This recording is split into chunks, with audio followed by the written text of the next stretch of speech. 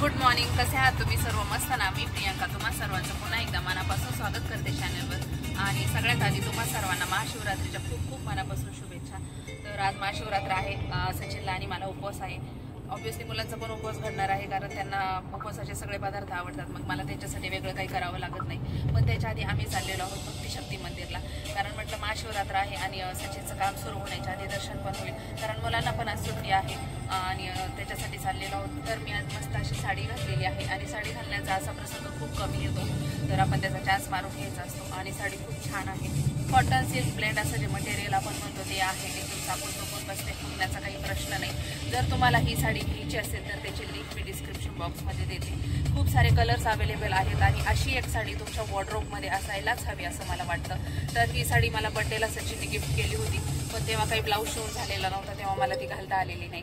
तर आज महाशिवरात्र आहे, म्हटलं नवीन काहीतरी घालायचंच आहे तर साडी घालूया, आणि म्हणून मी साडी घातलेली आहे. नक्की घ्या, तुम्हालाही आवडेल. आणि मी ऑर्डर केली, म्हटलं आधी कशी बघूया, पण मी अजून यातला एक कलर मला आवडलेला आहे, तो मी नक्की ऑर्डर करणार आहे. तुम्ही पण घ्या. तर चला भेटूया मंदिरात. बाय. घरापासून 15 ते 20 मिनिटांच्या अंतरावर हे भक्तिशक्ती मंदिर आहे. आणि हे जे तुम्ही व्हिडिओमध्ये बघताय असं मोठं आणि भक्कम याचं गेट आहे. आज महाशिवरात्रीमुळे इथे गेटवरच फुलवाले पण बसलेले होते. मग आम्ही फुलं आणि नारळ घेतला. अतिशय सुंदर आणि निसर्गरम्य वातावरणात हे मंदिर बांधलेलं आहे. मंदिरात खूप शांतता आहे आणि मंदिराचा सगळा कारभार खूप शिस्तीत चालतो. कुठेही कचरा अजिबात पडलेला नसतो. मंदिराचं वातावरण खूपच भक्तिमय आहे आणि संध्याकाळच्या वेळी इथलं वातावरण अजूनच छान असतं. आम्ही 2-3 वेळा भक्तिशक्ती मंदिरला येऊन गेलेलो आहे, पण जेव्हाही आलो तेव्हा संध्याकाळच्या वेळेला आलेलो आहे. संध्याकाळच्या वेळी इथं खूप छान वाटतं. कुठलाही सण असला की मंदिर खूप छान सजवलेलं असतं. मोस्टली फुलांचाच वापर करतात इथे सजावटीसाठी. आणि आजसुद्धा मंदिराच्या दारासमोर खूप छान फुलांचीच रांगोळी काढलेली होती. मंदिराची उंचीही फार जास्त नाही आहे, कोणीही सहज चढू शकेल अशा इतक्या कमी पायऱ्या आहेत. मंदिराचा सभामंडप खूप मोठा आणि प्रशस्त आहे आणि मंदिरातून आत गेल्यानंतर विठ्ठल रुक्मिणी, श्री गुरुदत्त आणि शिव महाकाल अशी 3 वेगळी मंदिरे आहेत. आज महाशिवरात्रीमुळे बऱ्यापैकी गर्दी होती आणि गर्दी असूनही तितकीच शिस्त आणि शांततासुद्धा होती. मंदिराच्या आजूबाजूचा परिसर पण खूप छान आहे. शिवाय मंदिरात खूप स्वच्छता आहे आणि इथे आल्यानंतर खूप भक्तिमय वाटतं.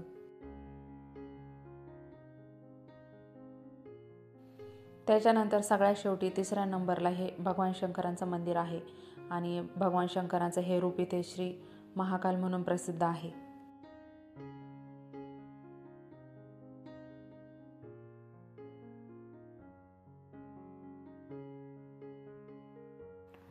मग आम्ही इथे मस्त दर्शन वगैरे घेतलं आणि मुलांना इथे शंकराच्या पिंडीवर प्रसाद वाहिलेला दिसला तर ते मागत होते, म्हणून त्यांना पण खायला दिला.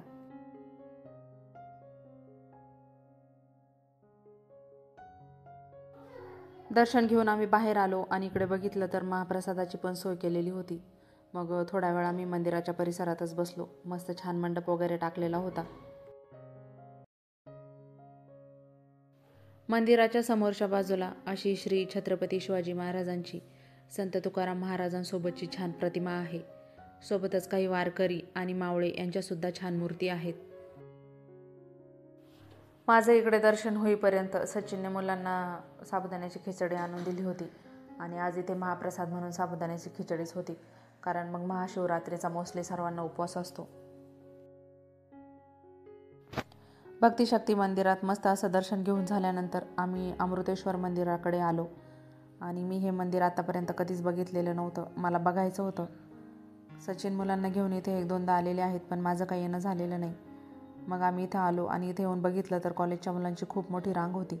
त्याच्यामुळे आमचं इथे काही दर्शन झालं नाही, म्हणून आम्ही बाहेरूनच दर्शन घेतलं.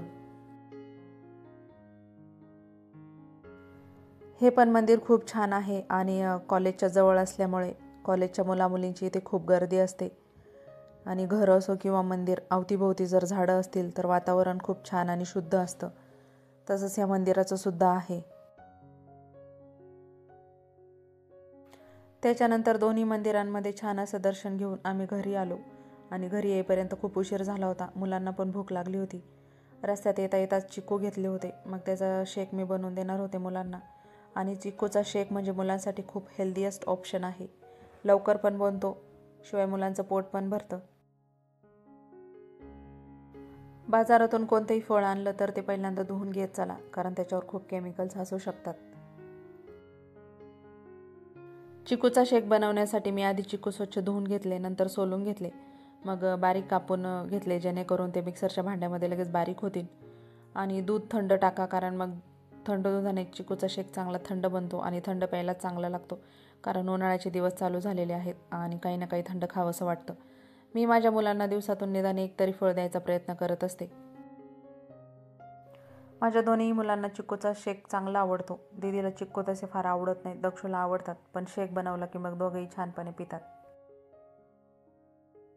बनवताना चिक्कूचा शेक मी चौघांसाठी पण बनवला होता, कारण आम्हाला पण आज उपवास होता. बनवून झाल्यानंतर लगेच मी ग्लासमध्ये ओतून घेतला आणि मुलांना दिला.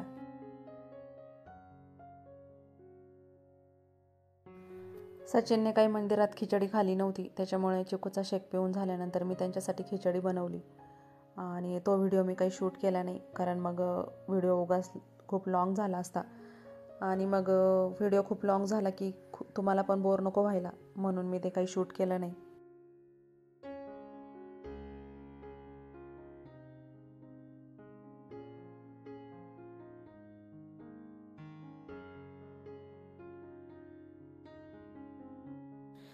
चला तर फ्रेंड्स, आजचा व्हिडिओ इथेच एंड करूया. आणि जर तुम्हाला व्हिडिओ आवडला असेल तर व्हिडिओला लाईक करा. चॅनलवर नवीन असाल तर चॅनलला सबस्क्राईब करा. तोपर्यंत स्वतःची काळजी घ्या. Bye bye, tata, take care.